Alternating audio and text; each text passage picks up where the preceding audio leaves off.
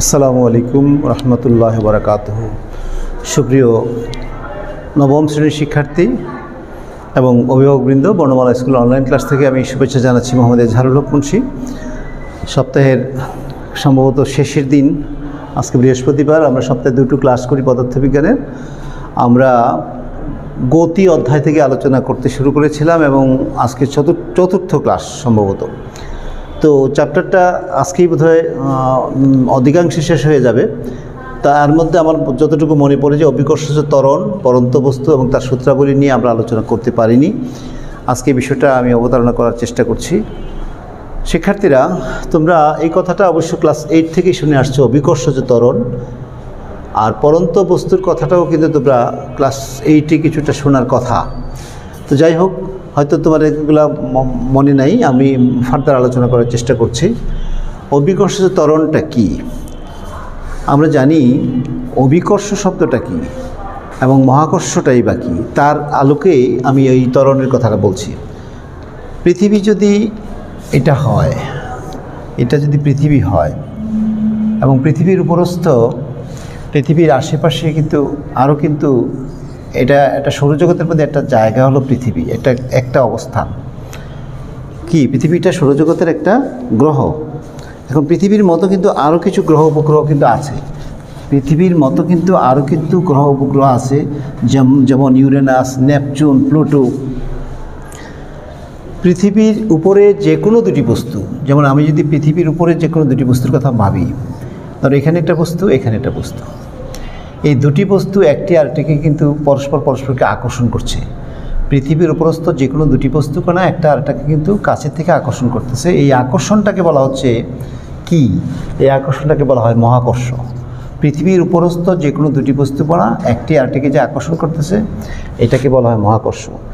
আর যদি এমন হয় যে পৃথিবী নিজে একটা এবং পৃথিবীর বাইরেও কোনো অন্য একটা গ্রহ, হ্যাঁ, যেমন এখানে আমি যদি আরেকটা গ্রহের কথা বলি, ইউরেনাস, নেপচুন, প্লুটো বা অন্য কোনো একটা গ্রহের কথা বলি, তার সাথে তার যে আকর্ষণটা, অর্থাৎ পৃথিবী নিজে একটা আর এর সাথে অন্য একটা গ্রহ, অন্য একটা বস্তুর যে আকর্ষণ, এটাকে বলা হচ্ছে কিন্তু অভিকর্ষ। আর পৃথিবীর উপরে অবস্থিত দুটি বস্তুকণার মধ্যে যে আকর্ষণটা, তাকে বলা হয় মহাকর্ষ। এখন এই অভিকর্ষটা, অভিকর্ষ থেকে অভিকর্ষ ত্বরণ। এখন পৃথিবীর এটা যদি আমি ভূপৃষ্ঠ মনে করি, এই ভূপৃষ্ঠ থেকে পৃথিবীর উপরস্থ যে কোনো বস্তুকণা তাকে যে বলে আকর্ষণ করতেছে, এই আকর্ষণ বলটাকে যেহেতু আমরা অভিকর্ষ বলি, মুক্তভাবে পরন্ত কোনো বস্তু ভূপৃষ্ঠের দিকে ভূপৃষ্ঠের দিকে এখান থেকে যদি আমি বস্তুটাকে ছেড়ে দিই এবং সে যখন অভিকর্ষ বলের প্রভাবে নিচের দিকে চলতে থাকবে, এই যে বেগে তার চলতে থাকবে, যে বেগে সে নিচের দিকে পড়তে থাকবে, অর্থাৎ অভিকর্ষ বলের প্রভাবে মুক্তভাবে পরন্ত বস্তুর বেগ বৃদ্ধির যে হারটা, সেটাকে বলা হয় অভিকর্ষ ত্বরণ। আবার বলছি, অভিকর্ষ বলের প্রভাবে মুক্তভাবে কোনো বস্তু, যেমন এখানে একটা বস্তু আছে, পৃথিবীর উপর থেকে সে নিচের দিকে পড়ছে এবং ভূপৃষ্ঠের দিকে আসতেছে, এই আসতে গিয়ে কিন্তু সে একটা নির্দিষ্ট ব্যাগে কিন্তু নিচের দিকে নামবে। সেই ব্যাগের যে মানটা, যে ব্যাগের যে হারটা, সেটাকে বলা অভিকর্ষ ত্বরণ। তাহলে সংজ্ঞাটা আমরা এইভাবে বলতে পারি, অভিকর্ষ বলের প্রভাবে মুক্তভাবে পরন্ত বস্তুর ব্যাগ বৃদ্ধির হারকে অভিকর্ষ ত্বরণ বলা হয়। অভিকর্ষ বলের প্রভাব, অভিকর্ষ বলটা কি একটু আগে বললাম, কিন্তু অভিকর্ষ বলের প্রভাবে মুক্তভাবে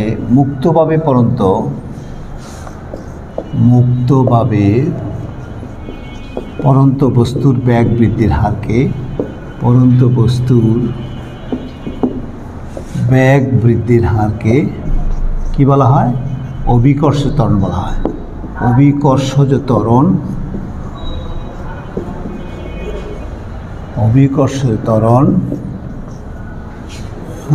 বলা হয়।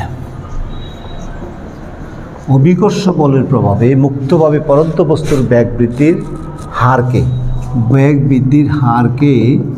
অভিকর্ষজ ত্বরণ বলা হয়, যাকে ইংরেজি অক্ষর এ দ্বারা প্রকাশ করা হয়। এই ইংরেজি অক্ষরটা আসলে আমরা এটা কেন প্রকাশ করি? ACCELERATION, acceleration due to gravity. এটাকে আমরা সংক্ষেপে বলি, শুধু এ দ্বারা প্রকাশ করি। অ্যাক্সিলারেশন ডিউ টু গ্র্যাভিটির প্রথম অক্ষরটা এ, তো সেই জন্য আমরা এটাকে এ দিয়ে প্রকাশ করি। এবং তার কিন্তু একটা নির্দিষ্ট মানও আছে। এই যে বেগ বৃদ্ধির যে হারটা সেটা হচ্ছে 9.8 মিটার পার সেকেন্ড স্কোয়ার। ত্বরণের একক মিটার পার সেকেন্ড স্কোয়ার, অতএব অভিকর্ষ ত্বরণের একক কিন্তু 9.8 মিটার পার সেকেন্ড স্কোয়ার। তাহলে আমি অন্ততপক্ষে কম করে হলেও আমরা অভিকর্ষ বলের সংজ্ঞা কিন্তু বুঝে ফেললাম যে অভিকর্ষ বলের প্রভাবে মুক্তভাবে নিচের দিকে পরন্ত কোনো বস্তুর ব্যাগ যে বৃদ্ধির হার, অর্থাৎ প্রতি সেকেন্ডে ব্যাগটা কত মিটার করে বাড়ছে, সেই বাড়ার পরিমাণটাকে, বাড়ার হারটাকে বলা হচ্ছে অভিকর্ষজ ত্বরণ। এখন স্টুডেন্ট, আমরা এখানে একটা কথা একটু বলেছিলাম যে অভিকর্ষ ত্বরণকে এ দিয়ে প্রকাশ করা হয়। আসলে অভিকর্ষ ত্বরণকে প্রকাশ করা হয় জি দিয়া, আর যেটা আমরা শুধু ত্বরণ বলি, সমতলে চলমান কোনো বস্তুরও কিন্তু ব্যাগ বৃদ্ধি হতে পারে, সেটা কিন্তু এ দিয়ে প্রকাশ করা হয়। আর উপর থেকে নিচে অথবা নিচের থেকে উপরে থ্রো করা কোনো বস্তুর ক্ষেত্রে যে ত্বরণটা হয় সেটা কিন্তু জি দিয়ে প্রকাশ করা হয়, এবং তার মান কিন্তু 9.8 মিটার পার সেকেন্ড স্কোয়ার। এখন প্রশ্ন জাগতে পারে যে g equal to 9.8 metre per second square বলতে আমরা কী বুঝি? অর্থাৎ কোনো বস্তুকে যখন উপর থেকে নিচের দিকে ছেড়ে দেওয়া হয়, এই বস্তুটা যখন বাধাহীনভাবে নিচের দিকে পড়তে থাকে অভিকর্ষ বলের প্রভাবে, তখন সে প্রতি সেকেন্ডে 9.8 মিটার করে তার বেগ বাড়তে থাকে। যেমন এখান থেকে একটা বস্তু ছেড়ে দিলাম, ছেড়ে দেওয়ার পরে সে প্রথম সেকেন্ডে যদি 9.8 মিটার নামে, প্রতি সেকেন্ডে যদি 9.8 মিটার করে তার বেগ হয়, পরবর্তী 1 সেকেন্ডে সে কিন্তু তার দ্বিগুণ হয়ে যাবে। তার মানে কি, তার বেগটা আরও 9.8 মিটার বেড়ে 2 × 9.8 মিটার পার সেকেন্ড হবে। অর্থাৎ প্রথম সেকেন্ডে ব্যাগ যদি 9.8 মিটার হয়, পরবর্তী সেকেন্ডে কিন্তু 9.8 মিটার থাকবে না, আরও 9.8 মিটার বৃদ্ধি পাবে।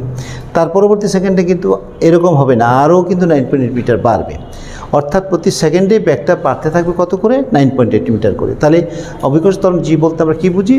অভিকর্ষ ত্বরণ g equal to 9.8 metre per second square বলতে বোঝায় মুক্তভাবে কোনো পরন্ত বস্তু প্রতি সেকেন্ডে তার ব্যাগ বাড়ছে কত করে? 9.8 মিটার করে বাড়তে থাকবে।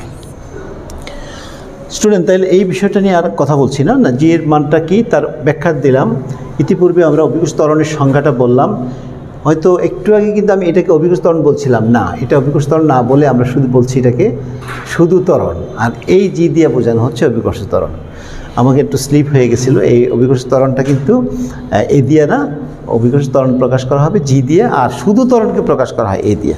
ওকে, তাহলে আসো আমরা এখন পরন্ত বস্তু সম্পর্কে একটু ধারণা নিই এবং পরন্ত বস্তুর সূত্রাবলী সম্পর্কে একটু ক্লিয়ার আইডিয়া নিচ্ছি।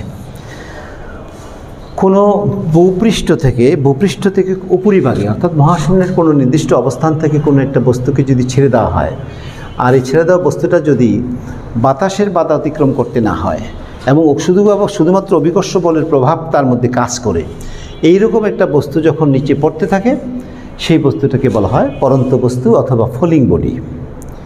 স্টুডেন্ট, আবার বলছি, অর্থাৎ অভিকর্ষ বলের প্রভাব তার মধ্যে থাকবে, কিন্তু বাইরের কোনো বাধা, দ্যাট ইজ বাতাসের বাধা অথবা কোনো প্রতিবন্ধকতা, ঝড়ঝাপটার কবল ইত্যাদি মুক্ত একটা বস্তু উপর থেকে নিচের দিকে যখন পড়তে থাকে, এই ধরনের বস্তুকে বলা হয় ফলিং বডি অথবা পরন্ত বস্তু। এখন এই পরন্ত বস্তু সম্পর্কে মিস্টার গ্যালিলিও কয়েকটি সূত্র প্রকাশ দিয়েছেন। তার সূত্রগুলি 3-4টা ভাগে বিভক্ত, 3টা অংশ সূত্রের। পরন্ত বস্তুর প্রথম সূত্র বলবো আমরা এখন। পরন্ত বস্তুর প্রথম সূত্র হচ্ছে স্থির অবস্থান থেকে, অবস্থানটা হইতে হবে একটা নির্দিষ্ট অবস্থান যেখান থেকে বস্তুটা শুরু হবে মাত্র, স্থির অবস্থান থেকে এবং বিনা বাধায়, স্থির অবস্থান থেকে এবং বিনা বাধায় পরন্ত বস্তু, এবং বিনা বাধায় পরন্ত বস্তু সমান সময়ে সমান পথ অতিক্রম করবে, সমান সময়ে সমান পথ অতিক্রম করবে। অর্থাৎ তার মধ্যে যদি কোনো বাতাসের বাধা পথ অতিক্রম করবে,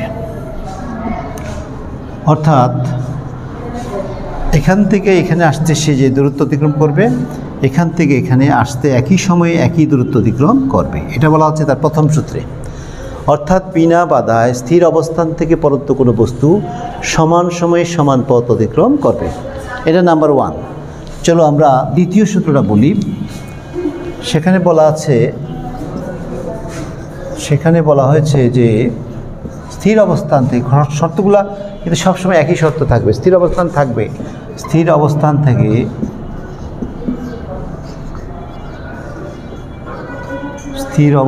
থেকে এবং বিনা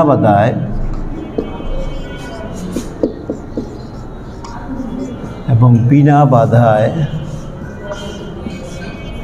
পরন্ত বস্তু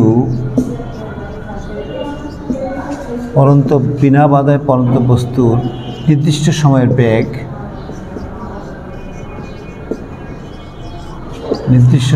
বেগ তার সময়ের সমানুপাতিক, নির্দিষ্ট সময়ের বেগ তার সময়ের সমানুপাতিক।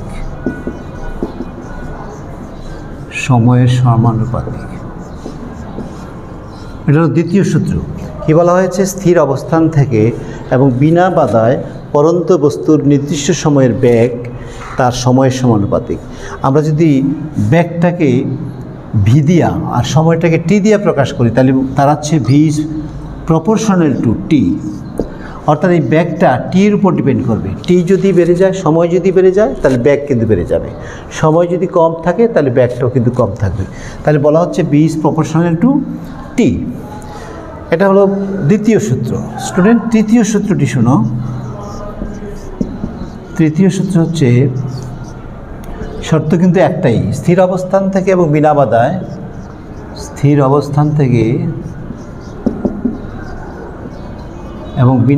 পরন্ত বস্তু অবস্থান থেকে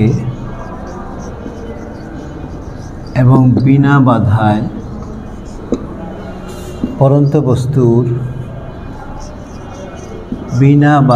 পরন্ত বস্তুর নির্দিষ্ট সময় অতিক্রান্ত দূরত্ব, পরন্ত বস্তুর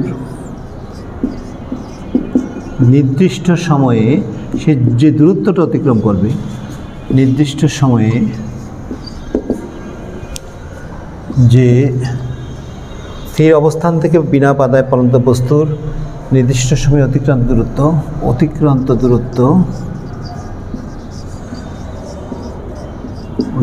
দূরত্ব তার সময়ের কিসের সমানুপাতিক? বর্গের সমানুপাতিক। সময়ের বর্গের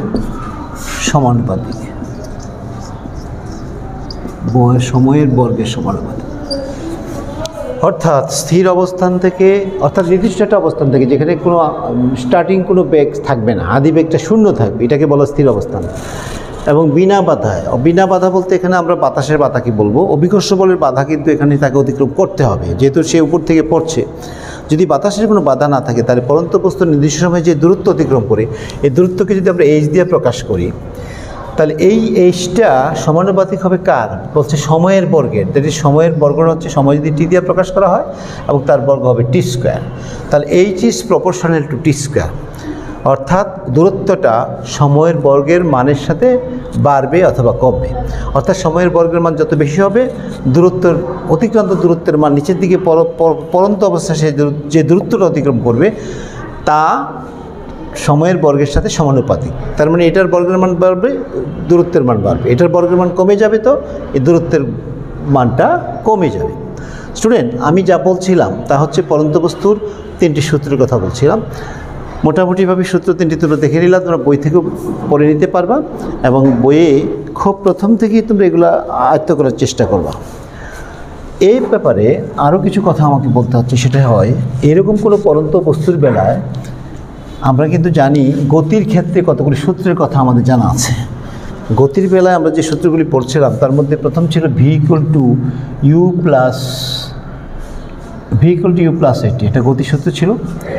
আবার আমরা গতির বেলায় পড়েছিলাম v square equal to u square plus 2as নামে একটা সূত্র ছিল। আমরা পড়েছিলাম s equal to u t plus half a t square আমরা পড়েছিলাম। হ্যাঁ, আবার s equal to u plus v divided by 2 into t আমরা পড়েছিলাম। এইগুলো গতির সূত্র ছিল। অথবা সিম্পল শুধু ছিল না, এইগুলো এখন যখন পরন্ত বস্তুর বেলা যখন আমরা এই সূত্রগুলি অ্যাপ্লাই করব, তখন কী হবে জানো? এই যে এটা পরিবর্তন হয়ে পরন্ত বস্তুর বেলায় এটা হবে ইউ প্লাস জিটি হবে, অর্থাৎ এ স্তরে এখানে জি কাজ করবে, যেহেতু এখন উপর থেকে পরন্ত অথবা উপরের দিকে নিক্ষিপ্ত বস্তুর বেলায় এটা হবে, অর্থাৎ উপর থেকে যখন নিচের দিকে পড়তে থাকবে তখন জিটা কিন্তু তার সাথে প্লাস হবে। আবার ভি স্কোয়ারের বেলা ঠিক এভাবে পরিবর্তন হয়ে যাবে, v square equal to u square plus 2s না হইয়া এটা হবে জিএস। স্টুডেন্ট তারপরেরটা এস ইকুয়াল টু, অর্থাৎ নির্দিষ্ট সময় সে যে দূরত্বটা অতিক্রম করার কথা যদি পরন্ত বস্তু হয় সেটা হবে ইউটি প্লাস হাফ এ না হইয়া এটা জিটি স্কোয়ার হবে। তদ্রূপ যদি এই বস্তুটা কি হয়, পরন্ত বস্তু হয়, পরন্ত বস্তুর বেলায় এই সূত্রগুলি প্রযোজ্য হবে। কিন্তু যদি বস্তুটা উপরের দিকে থ্রো করা হয় পরন্ত বস্তুর ক্ষেত্রে এই সূত্রগুলি আমাকে অবশ্যই মাথায় রাখতে হবে। আর নিক্ষিপ্ত বস্তুর ক্ষেত্রে বলতে কি, আমি যখন নিচের থেকে উপরের দিকে বস্তুটাকে থ্রো করব, ছেড়ে দেব, হ্যাঁ, নির্দিষ্ট কোনো ব্যাগে যখন নির্দিষ্ট কোনো বলে যখন আমি উপরের দিকে তাকে থ্রো করব, এটা বলবো আমি নিক্ষিপ্ত বস্তুর ক্ষেত্রে যদি আমরা বলি তাহলে সেটা হবে এরকম, ঠিক একই জিনিস ভি, তখন তার সাথে এই যে অভিকর্ষ ত্বরণটা তার সাথে নিচের দিকে যেহেতু টানবে, অর্থাৎ নেগেটিভ দিকে উল্টো দিকে তাকে টানবে, তার মানে হবে তখন ইউ মাইনাস জিটি হয়ে যাবে। ঠিক একইভাবে ভি স্কোয়ারের জায়গায় ইউ স্কোয়ারের পরে এই যে প্লাস 2gh ছিল সেটা হবে মাইনাস 2gh হয়ে যাবে। তবে এইখানে এসটা সমতলে চলমান কোনো বস্তুর বেলা দূরত্বকে এস দিয়ে প্রকাশ করা, কিন্তু উপরে বা নিচে পরন্ত বস্তুর বেলা সেখানে এইচ দিয়ে প্রকাশ করা হয়। তাহলে এখানেও কিন্তু ইউ স্কোয়ার মাইনাস 2gh হবে। এস ইকুয়াল টু না হয়ে এখানে হবে এইচ ইকুয়াল টু হবে ইউটি প্লাস হাফ, এখানে ছিল প্লাস, আর এখানে যেহেতু নিক্ষিপ্ত বস্তু উপরের দিকে উঠবে তখন হবে হাফ জিটি স্কোয়ার হবে। স্টুডেন্ট দেখো এইখানে তিনটা, ঠিক তার বিপরীত দিকে নিক্ষিপ্ত বস্তুর বেলায় তিনটা, তবে এখানে সব ক্ষেত্রে মাইনাস, আর এই পরন্ত বস্তুর ক্ষেত্রে সব ক্ষেত্রেই আমরা প্লাসের সূত্রগুলি প্রয়োগ করব। এই সমস্ত সূত্র ব্যবহার করে কিন্তু আমরা নানান ধরনের সমস্যার সমাধান করব, গাণিতিক সমস্যার সমাধানগুলো করব। শিক্ষার্থীরা, তাহলে আমি তোমাদেরকে খুব বেশি বাড়াবো না, এই জন্য যেহেতু তোমরা 9-এ পড়ো, মাত্র এই ফিজিক্স তোমাদের জন্য নতুন, আমরা আজকে আলোচনা সংক্ষিপ্ত করার চেষ্টা করছি। আমরা প্রথমে অভিকর্ষ ত্বরণের সংজ্ঞা বলেছিলাম, অর্থাৎ ভূপৃষ্ঠের দিকে পরন্ত কোনো বস্তুর ব্যাগ বৃদ্ধির যে হারটা সেটাকে আমরা অভিকর্ষ ত্বরণ বলি, যাকে জি দ্বারা প্রকাশ করা হয়। আর সমতলে চলমান কোনো বস্তুর বেলায় ব্যাগ বৃদ্ধির যে হারটা সেটাকে আমরা ত্বরণ বলি, শুধু ত্বরণ বলি। এটাকে মাধ্যাকর্ষণজনিত ত্বরণ বলা সম্ভব না, সেটাকে শুধু অ্যাক্সিলারেশন, যেটাকে সংক্ষেপে আমরা এ দ্বারা প্রকাশ করি। আর পরন্ত বস্তুর বেলার অনেকগুলি সূত্র আমরা বললাম, তিনটি সূত্র বলা হয়ে গেল। সূত্রগুলি আমি পুনরাবৃত্তি করতে চাচ্ছি না, আশা করব তোমরা এগুলো যদি বাসায় প্র্যাকটিস করো খুব সহসা এগুলো মুখস্থ করা সম্ভব। এবং সেই পরন্ত বস্তু এবং নিক্ষিপ্ত বস্তুর বেলা দুই ধরনের সূত্র কাজ করে, যেগুলো গতিতে আমরা পড়েছিলাম। গতির স্থলে যখন পরন্ত বস্তু হবে তখন পরিবর্তনটা কোথায় কোথায় হয়েছে তুমি দেখো, যেখানে এটি সেখানে জিটি, যেখানে 2a সেখানে 2gh, যেখানে u t plus half a t square সেখানে u t plus half g t square. G মানে জির মান কিন্তু নির্দিষ্ট 9.8 মিটার পার সেকেন্ড স্কোয়ার, এবং আমরা বলেছি g equal to 9.8 metre per second square বলতে কী বোঝায় সেটাও কিন্তু আমরা বলেছি। তাহলে আমি যদি এতটুকু অংশের মধ্যে আজকে থাকতে চাই, তোমরা খুব সংক্ষেপে হলেও এইগুলোই পড়ে নিতে পারো এবং এই ক্লাসটা বারবার শুনতে পারো। বইয়ে কিন্তু আমার মতো বলা এরকম নাও থাকতে পারে, বইয়ের মধ্যে রচনার আকারে অনেক বিশদ আকারে বলা আছে, আর কিন্তু আমি এগুলো একটু সংক্ষিপ্ত করে বললাম, বুঝালাম। আশা করব তোমরা অনুশীলন করবে, এবং এভাবে তুমি যদি প্রথম থেকেই চ্যাপ্টারগুলি ভালো করে শুনে নাও, আশা করি না পদার্থবিজ্ঞানে তোমাদের বুঝতে কোনো কষ্ট হবে। তাহলে আজকে আমরা পাঠ শেষ করতে যাচ্ছি, আবারও দেখা হবে আগামী সপ্তাহের কিবার যেন আমরা শনিবার আবার ক্লাস নিয়ে আসবো। সে পর্যন্ত তোমরা ভালো থাকবে। আল্লাহ হাফেজ।